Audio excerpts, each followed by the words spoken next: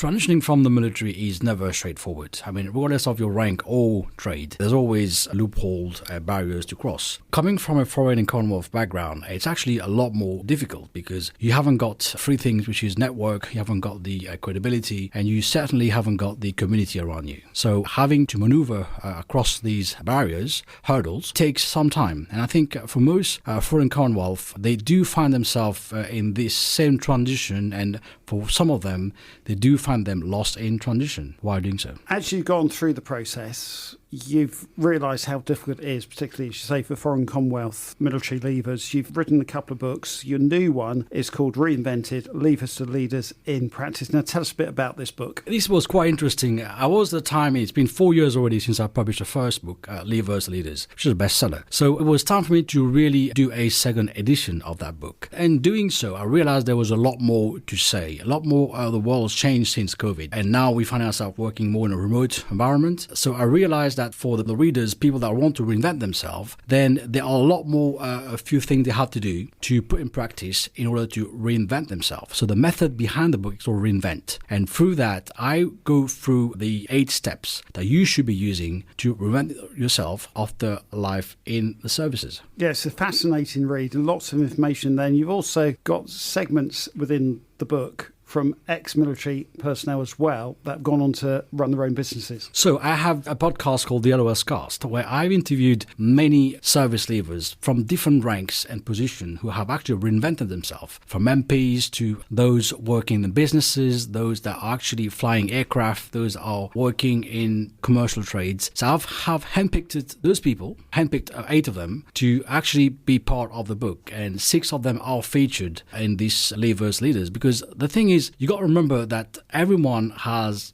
got a different transition. It's never the same. There was a second guy like me from Mauritius. You more than likely have a different transition, and the experience also will be very different. So it's important to give each of those service leavers a room, a place for them to express and to share their views with the world. 5th of January is when the book is being launched, Samuel, and it sort of ties in nicely, isn't it? Because you do a lot of programs and training sessions with those leavers looking to go into leaders. The Leavers Leaders Accelerator is a 9 to 12 months program where we take our participant through the strategy and put them in the driving seat of change and transition. We've got to realize that change is happening regardless, whether we like it or not. But transition on the other side is a process, a journey. And even myself, 16 years on, I'm still looking for ways to reinvent myself, to move into different roles and careers. So the program take them into that driving seat for them to really plan out with a map and a compass where they want to go and what they want to become. So if someone's going through this process or just about to start that process of transitioning from military life into civil life, particularly foreign Commonwealth soldiers, how can they find out more details, Samuel?